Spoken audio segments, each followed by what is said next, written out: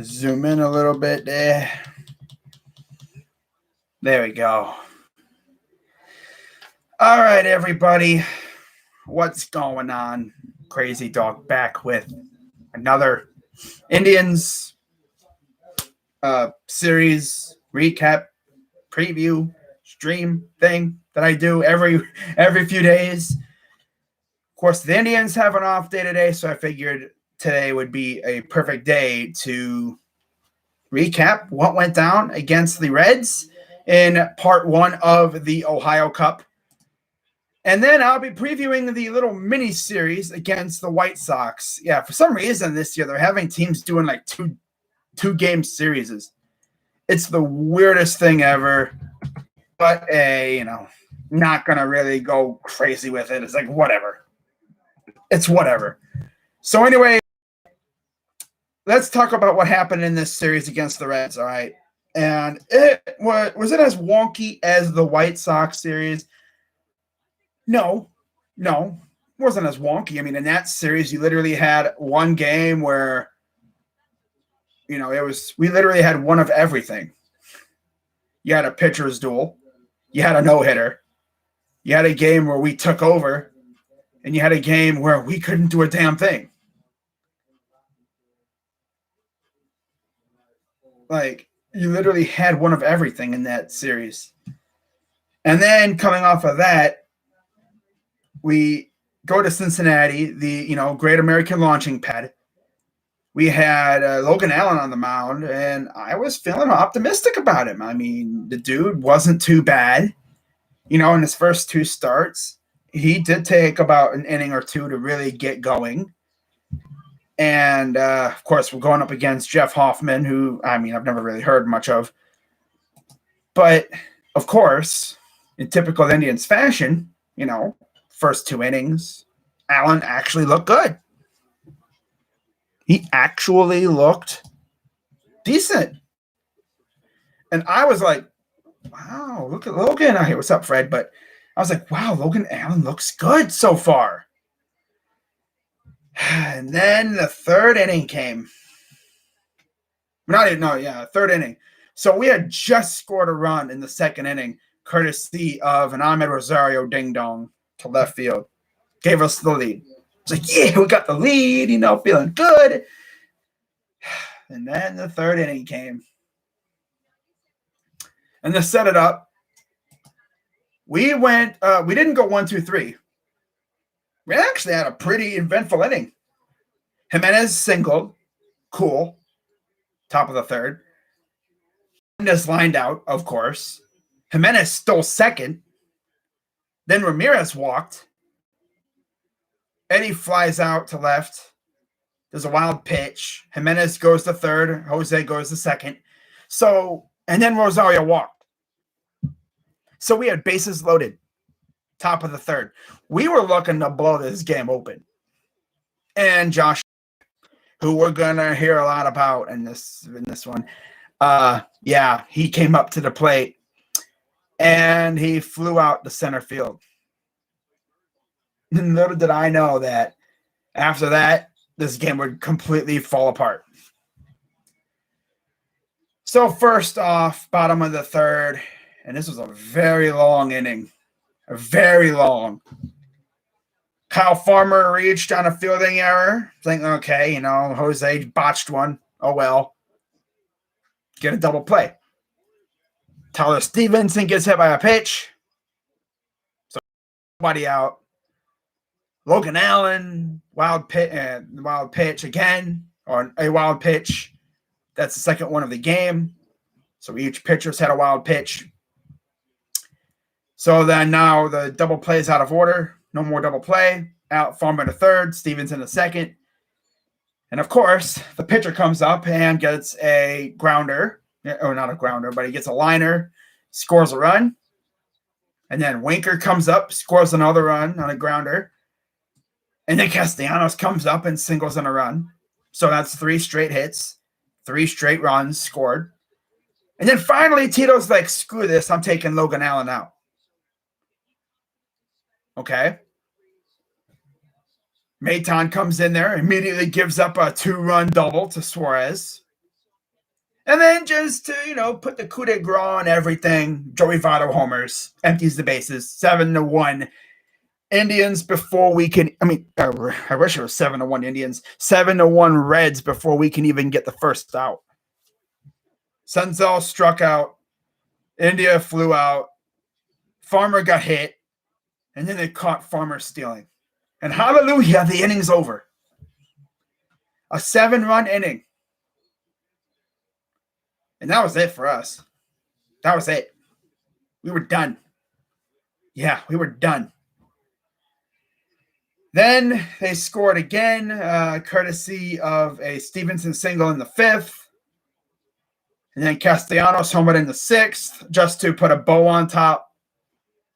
And then Luplo homered, and Ramirez sac fly scored 2 more runs for us. So game wound up being 10-3 Reds, and yeah, Hoffman got the win. He's 2-1. Allen took the fat L. He's 1-2. Not very impressive. 5 starter. And in terms of how they did, like pitching lines, Hoffman 6 innings, 7 hits, 1 run, 3 walks, 4 Ks, and a homer. Honestly, a better offense would have knocked Hoffman out of the game early. We had a chance to really blow that game open, and of course, we had bases loaded. Couldn't do a damn thing with it. That's a theme with the Indians nowadays. Load the bases, looking good, thinking we're going to kick this pitcher out of the game early, and then everything just... And then Allen, 2 innings, 3 hits, 5 runs, 3 earned, 2 Ks. Wow. Yeah, to me, Allen just does not seem like a starter. I don't know how he beat Quantrill and them, but he did. He did. Honestly, what I would have done, knowing Dolan, Dolan doesn't spend money, so, if he did, I would say go out and sign like a pitcher that you could at least fill in the number 5 hole until one of our other guys is ready. And then when he's ready, you could possibly just trade that number 5 for scraps or something at the deadline. Or maybe you just, keep him around for a year. I don't know. But we don't usually do that. When was the last time we even signed a pitcher? It's been a while. Huh. We don't usually sign pitchers. We usually just bring them in from the farm. We're like that self-sustaining farm, that community that just, they don't like to use outside sources. They just like to run from inside. We're self-sustaining. We don't like to sign free agents. We like to build from within. So every 5 years, this roster shifts. It's impossible for me to buy jerseys because we don't sign guys long term. And we did sign Jose, but of course, I haven't bought. I bought a Lindor jersey 2 years ago because I maybe had hope that we would extend him, but no, Dolan's so he's gone. Whatever. But yeah, Allen looked bad. We'll see if he gets another start. I'm pretty sure he will. That just sucks. I kind of wish we didn't get rid of Cookie because that would have made our rotation that much better too. Because then you could have had Bieber, Plazak, Carrasco, Savale, and McKenzie. That would have been a pretty formidable rotation. But we wanted to add Cookie to the freaking deal to send Lindor out to New York for some reason. I don't know why. And, of course, Cookie got hurt. Of course, there was always a bugaboo with our pitchers. Injuries always just came out of nowhere. Makes me kind of scared for Bieber. Hopefully they don't, have Bieber just completely just wear his arm out. I hope the urge for him to go 9 innings every game doesn't wear to where later in the year when we're hopefully fighting for a playoff spot, his goes kaput. I don't want to see that. Hopefully they're smart with it.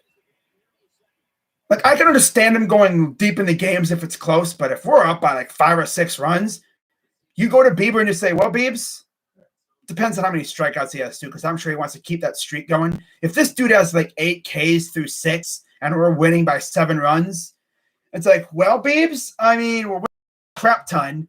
You want to keep going?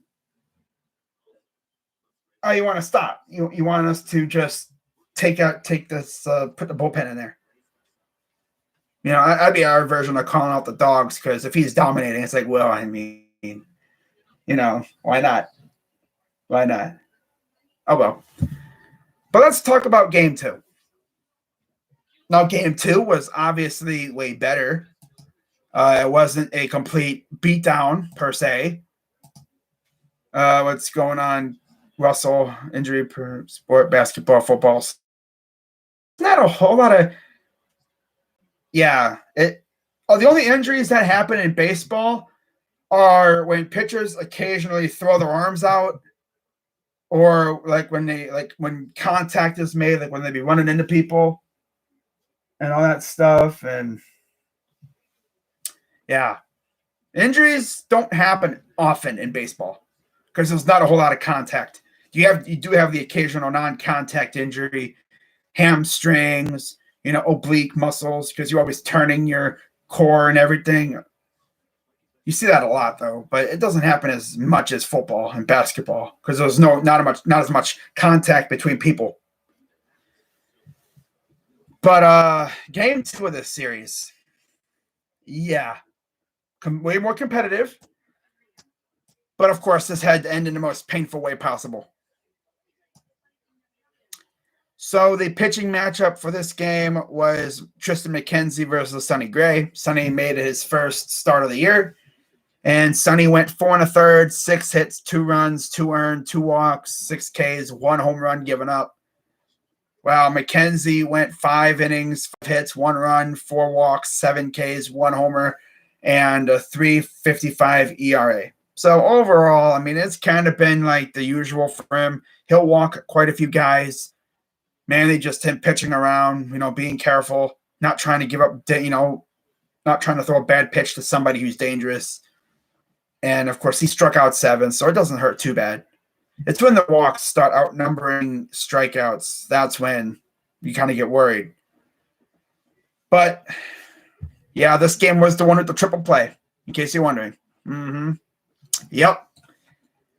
So, to get the scoring underway, it was scoreless for the first 1.5 innings.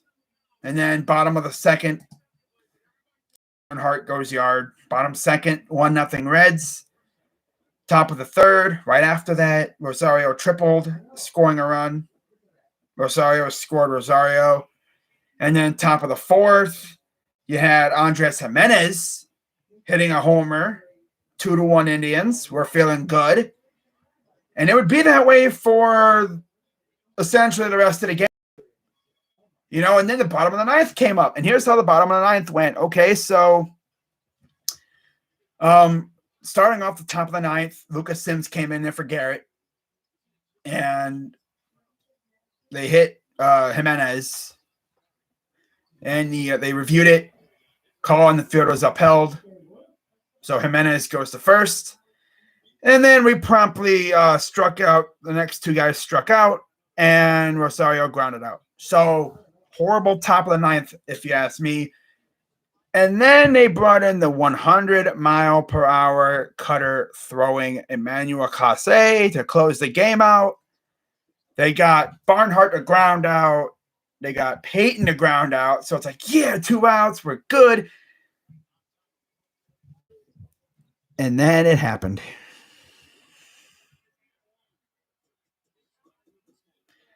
Josh Naylor, who, by the way, recorded the first 2 outs of the inning, had a brain fart.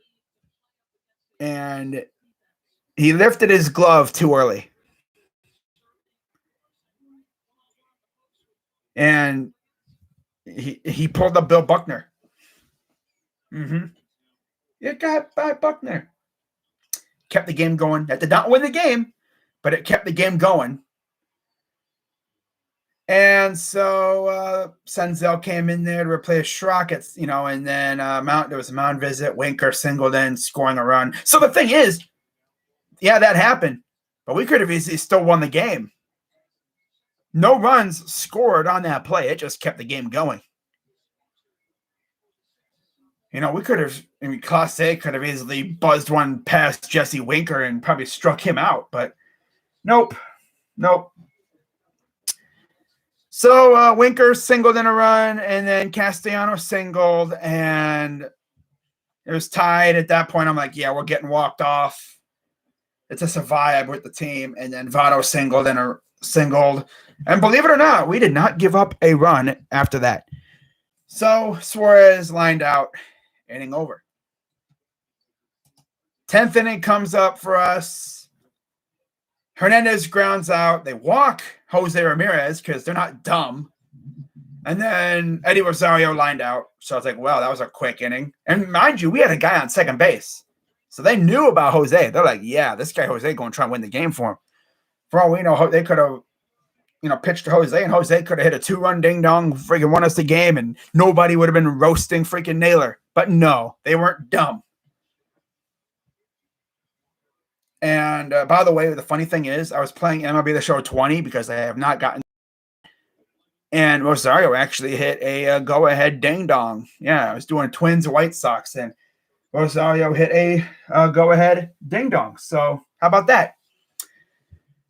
So yeah, Jake Bauers pinch hit for Class A, and then he struck out too.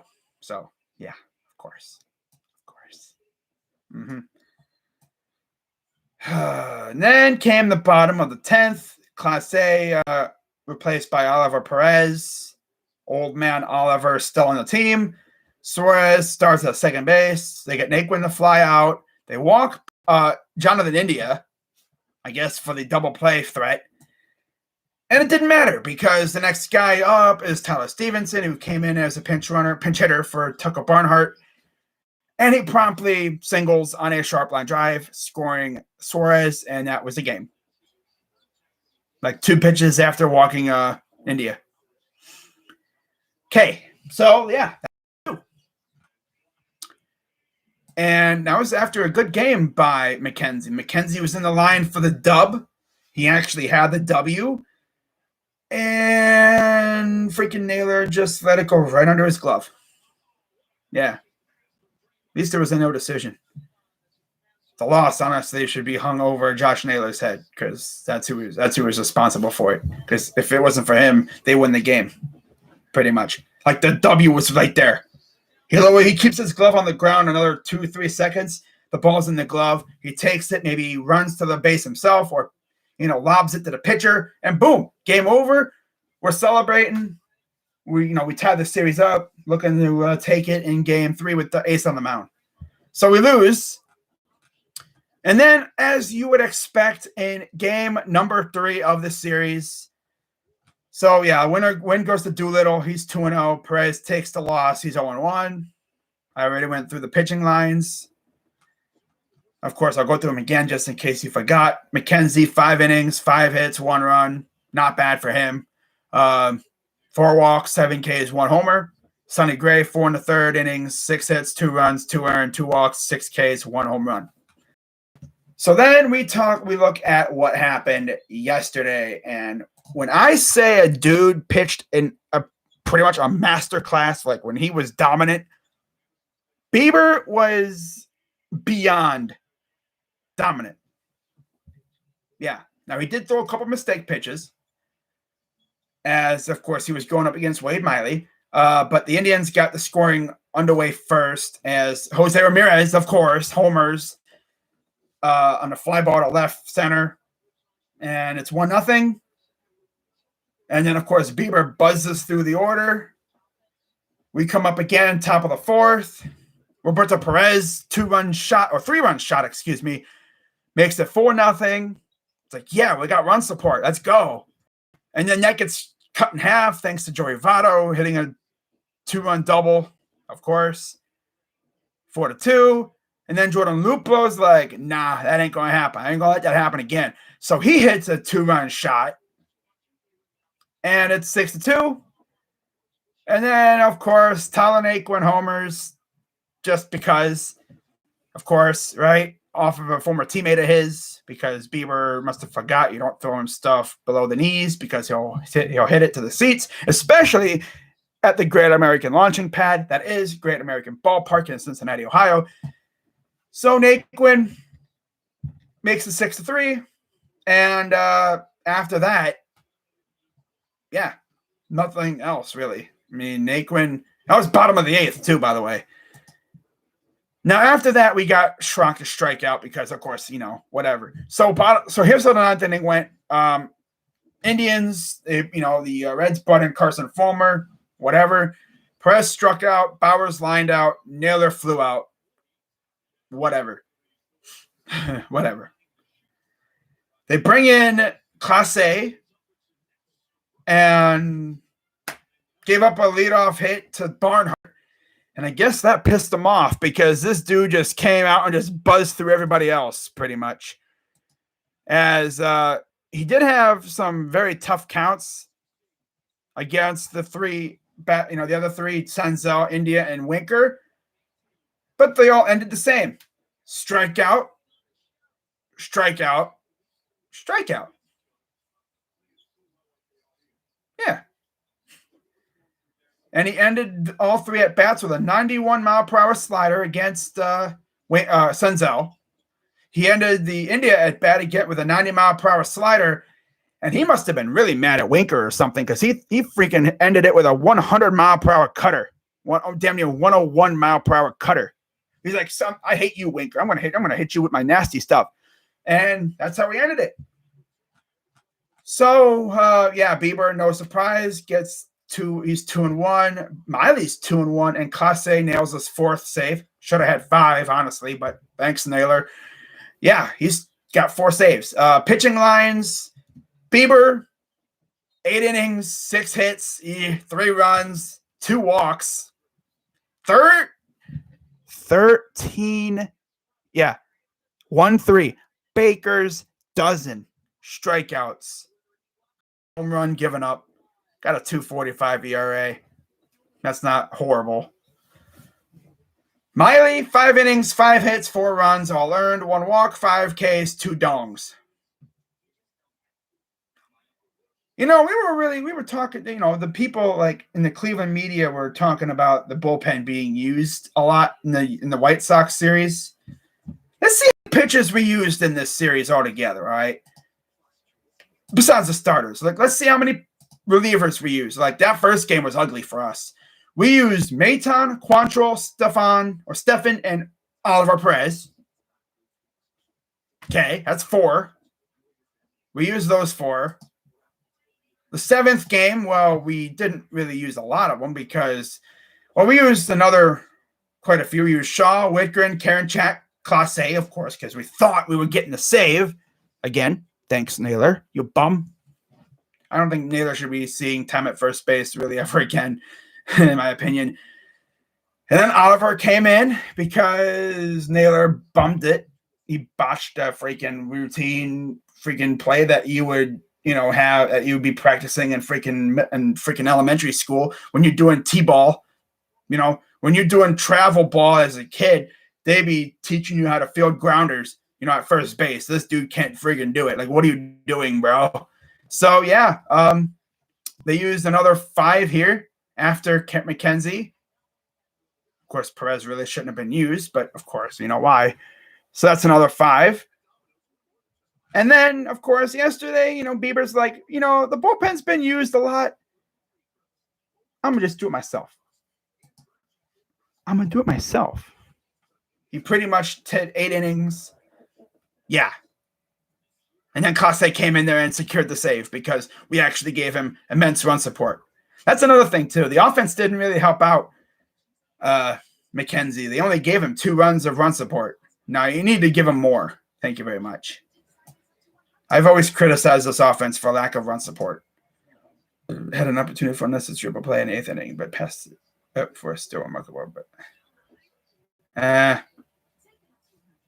he had a unassisted double play because he caught the ball, tagged the runner at first, and unless he's not flat. He could have taken the ball and just ran the freaking third and got him there, but nah. Because remember, Rosario didn't touch third. He didn't tag, so that's why the triple play happened. Yeah, 2009. It's been a long time. But the last time a triple play happened was a couple years ago with the Twins. The Twins pulled it. So, yeah, of course.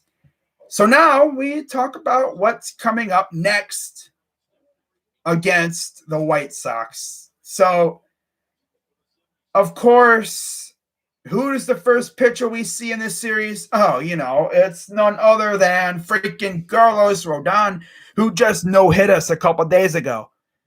And, yeah, it'll be Plesac again. These two literally just met a few days ago. Of course, the game that we rocked. So I'm sure Plesac's going to want to bounce back from that. And then on the other side, Rodon's trying to do it again, which I don't know if he can. I would love to see us rock Rodon a little bit, beat him up a little bit. That'd be great. And then I think it was supposed to be Lance Lynn, but he's not pitching because he's injured. So they have not announced the, but I'm going to guess it'll be Savale versus somebody. I don't know who the heck the White Sox are going to put out. I want to say Kopech, but I don't know. I honestly have no idea. I haven't heard anything. So I guess we'll wait and see who they trot out there on the mound. If you're wondering if I'm going to be streaming these games, well, I don't know. I might just take this series off because it's a 2-gamer. Like, who cares? Because I want to make sure my energy is 100%. Because after that, we got the freaking Stankies coming to town. Yeah. We got the freaking Stankies coming to town, and they're 5-10. Now, some Indians fans are kind of like that, skeptical, sky is falling type. You know what they're saying right now? They're saying, no, the Yankees are going to learn how to play baseball right when they enter Cleveland.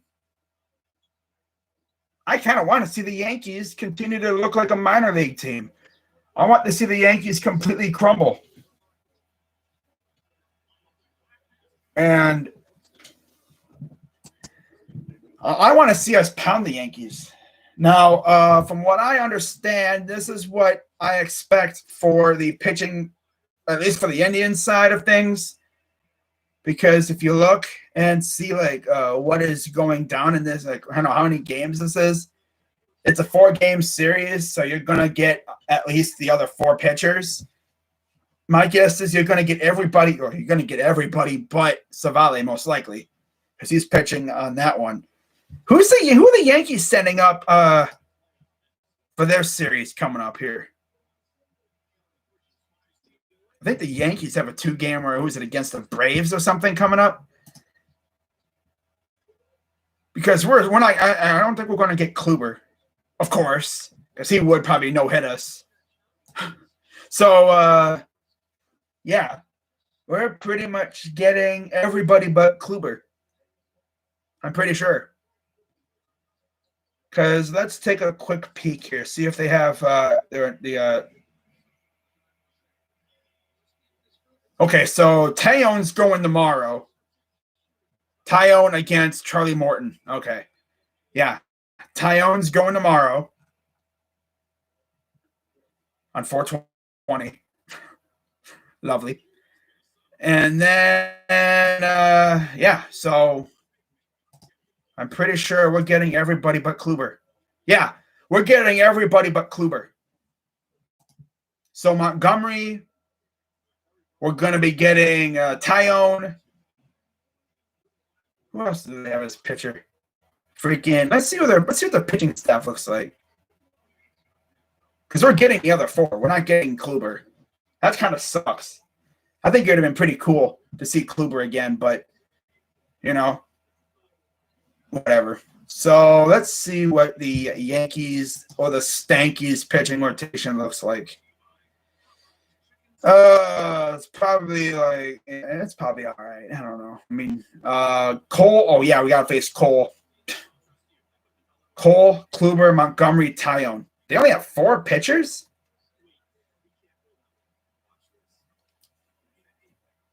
They only have 4? Do they use like a opener or something. I remember a couple years ago they tried the last time we played them. They used an opener against us, and we proceeded to beat the absolute crap out of him. It was Chad Green. Yeah, they had Chad Green as an opener in Yankee Stadium, and that's when we just had a home run derby off of their pitchers. Of course, that's what happened. You play. It's funny. Cincinnati has the launch pad. I call Yankee Stadium the funhouse because that place is so tiny. Like, I've never seen a stadium like the dimensions are so tiny. I mean, that's what happens when you build a freaking stadium in a freaking big city like that. You have Comerica, which is cavernous outfields. And then you have Yankee Stadium, where on a good night, a routine pop-up probably could fly out of the yard. But, I mean, you have Fenway. Fenway is so cheesy. You have a gigantic wall in left field. Then over here, you have the pesky pole, where, again, a routine fly ball could just sneak past the pesky pole and get out. The AL East, they have some wonky, dimensions in their stadiums. My goodness, bro, the dimensions in those two stadiums. Rogers Center is beautiful, of course. It's a dome. Love it. Tropicana's a dump. I don't know why the Rays still play there. Like, you'd think that they would try to get a new stadium by now. It hurts enough that they're playing in St. Petersburg, so nobody can really go to games because there's only like one way to get there. Freaking all the way out in the middle of nowhere, pretty much. It's a crazy amount. It's a crazy way to travel and to get there. That's why no one goes to games. It's not like nobody watches them. It's like you can't really get there. There's like one way to get there. They don't have like a railway system to get there. At least with Cleveland, you have like what they call the rapid system, which is like an above ground transit system. It's like the subway above ground. Then you have the highway right there. You have the airport. Pretty good spot to put it too. Yeah. But that's New York for you, So we'll see how this goes. I'll be streaming most of, if not all, of the games against the Yankees. And of course, like I said, these are going to be very interesting games. Now, for those who may be curious, what is the record in the Ohio Cup? Well, in recent memory, so get this. At the launching pad, well, not necessarily at the launching pad, because I am pretty sure they play it at the other stadium too. But in Cincinnati, we're 30-30. We're not very good in Cincinnati. But then they come to Progressive/Jacobs Field, and we whoop their ass. We're 37-23. And look at the freaking scores of a lot of these games. Look at that, man. 2016 was probably the most lopsided freaking games I've ever seen at Progressive. 15-6 and 13-1. The Reds took it in their place right now. They're up 2-1, but they still got another 3 games coming up against us at Progressive Field later on. So we'll see how that goes. Because they're not playing in the launching pad anymore. Yeah. The Ohio Cup was rewarded for the first time in 2008. Wow. That's crazy. But yeah, last year we swept. We took it 3-1. Of course, that was only 4 games because of the whole condensed schedule. They tied it in 2017, 2-2 apiece. There's only been a couple of ties. But yeah, we've pretty much owned this series at Progressive. It'll be interesting to see what happens.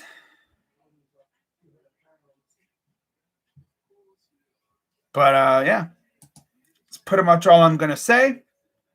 So again, I will be live.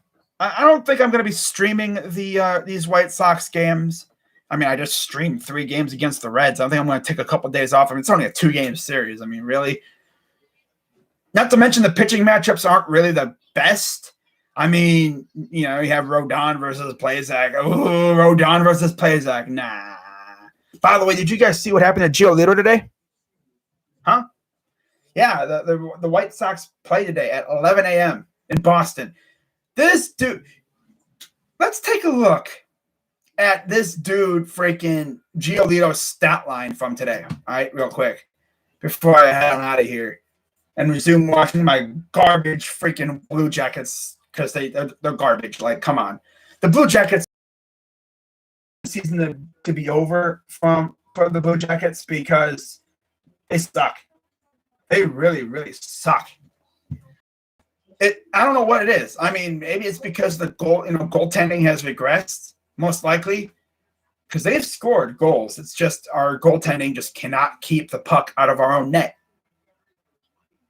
I don't know. It's stupid. And I feel like one of the goalies is going to be gone next year. It's probably going to be Elvis because Elvis has more value than Korpisalo. But hey, Daniel Tarasov is in the AHL right now, so we're probably going to see him next year. Lovely. But let's take a look and see what happened in this freaking game today between the laundry. We had a laundry war today. We had Red Sox versus White Sox. So Eovaldi versus Giolito. Okay, good matchup. Another fantastic matchup there. Poor Giolito. God, last start he went up against freaking Bieber. Now he's going up against Eovaldi. Oh, no.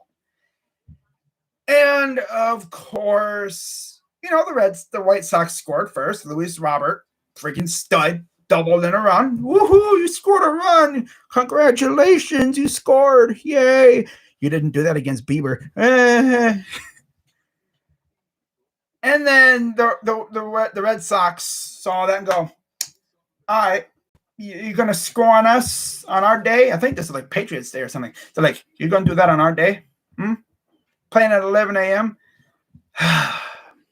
They're like, well, guys, it looks like we're going to have to teach poor old freaking Giolito a freaking lesson in respect.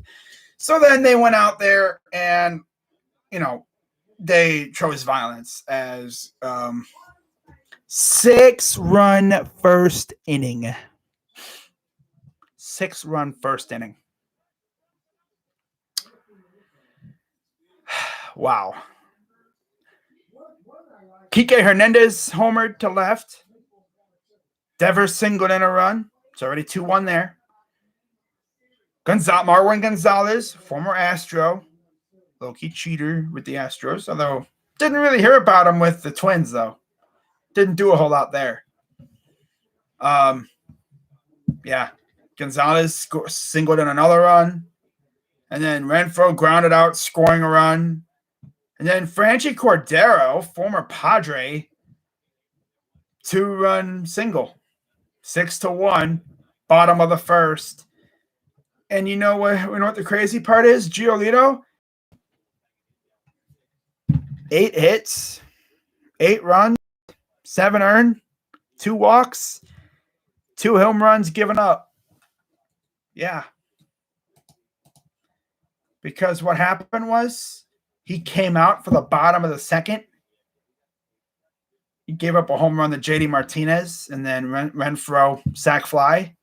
So this dude Renfroe scored twice off of him on a ground out and a sac fly. Top And then Devers scored both times. Wow, bro.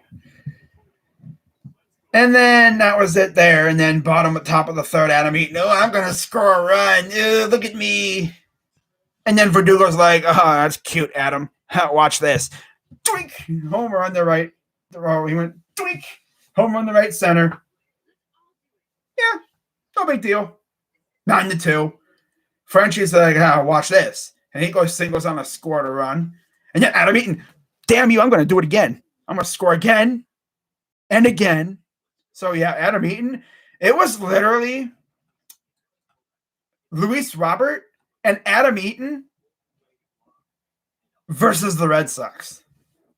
Because those are the only two guys that scored anything for the White Sox today. And then JD Martinez singled in a run. That was the dagger. And it got to the point where freaking Chicago was putting out position players to pitch. First, it was Yermin Mercedes. And then they put out Danny Mendick to freaking pitch.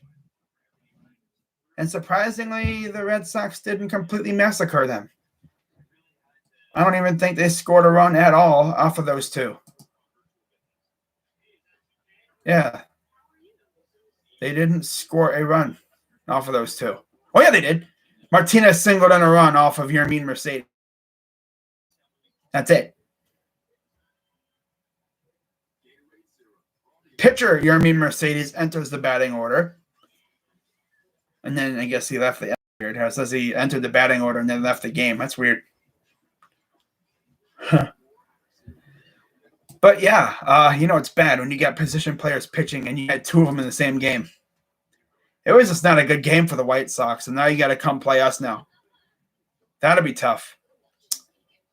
By the way, speaking of choosing violence, the freaking Cardinals today chose violence against the Nationals. They're up 11-2, middle of the fifth.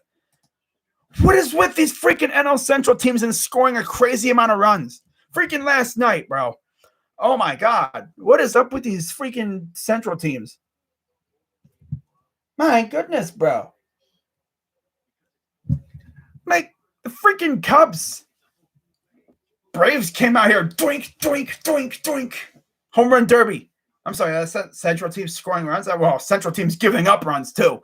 Freaking Chicago. What the hell happened to Chicago lately?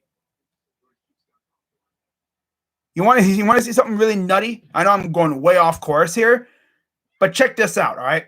So last night, Braves beat the Cubs 13-4.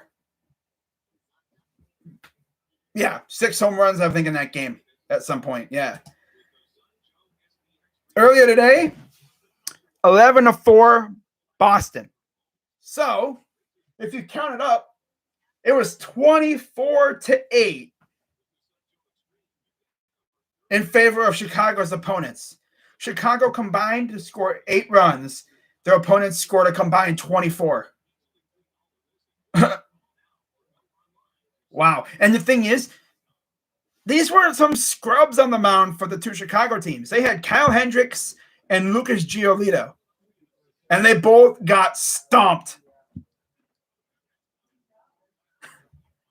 That's just the crazy thing about baseball nowadays, man. You don't know what's going to happen. But that's the fun part about it. So I'm going to leave you guys with that. I'm going to head out and I'm just going to chill and relax. And it looks like the Twins will be back playing tomorrow, which is always good news. Yeah. Now, of course, this week I will be doing my, prospect wish list videos like I did for free agents. I'll be doing 5 of them. 5 guys who I would want the Browns to take at 26. I might just do it like on courtesy of OBS. I might, watch like a freaking film review. I might even do them live, honestly, so I can talk to the people about that player. Look at stats and everything, and we're just gonna have a good time. 5 straight days of. I think I'm just gonna do it in videos. Probably look at stats. Pretty much do what I do for free agents, but for college prospects. My Cubbies are a skeleton crew of their former self wearing a Colorado Rock hat. Oops. Oh, wow, nice. So, I'm going to head on out of here, guys. Hope you guys have a wonderful rest of your night. And I'll see you guys for the White Sox series recap. And then, of course, I'll be doing the Yankees series preview. In fact, let me see when that game 2 is, because I'm probably just going to do it right after. So they play 6-10, and then first game against the Stankies is 6-10. So I might do the series preview and stuff the day before. So, yeah, because I don't really want to have 2 streams in the same day. It might mess up the algorithm, and I might not get the link out to the Yankees and Indians stream, but we'll see. But yeah, I'm probably going to be doing it, if anything on April 22nd, but definitely maybe April 21st. So that's going to wrap it up for this live stream, everybody. Hope you guys have a great rest of your night, and I'll see you later. So, I'm crazy, dog. Freaking Blue Jackets suck. Cavs suck, of course. Isn't that something, though? The freaking Browns are good while the rest of my teams all suck, although the Indians are mediocre. But, yeah, the Browns, the freaking Cavs and the Blue Jackets died, so the Browns may live. Love it. At least the Indians are still somewhat living a little bit. Thank you, pitching staff. But, yeah, I'll see you guys in a couple of days. So until then, I'm Crazy Dog. Let's go Tribe. And I'm out.